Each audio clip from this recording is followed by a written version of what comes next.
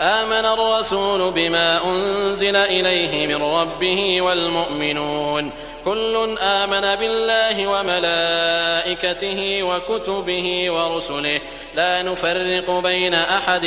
من رسله وقالوا سمعنا وأطعنا غفرانك ربنا وإليك المصير. لا يكلف الله نفسا إلا وسعها لها ما كسبت وعليها ما اكتسبت ربنا لا تؤاخذنا إن نسينا أو أخطأنا ربنا ولا تحمل علينا إصرا كما حملته على الذين من قبلنا ربنا ولا تحملنا ما لا طاقة لنا به واعف عنا واغفر لنا وارحمنا أنت مولانا فانصرنا على القوم الكافرين.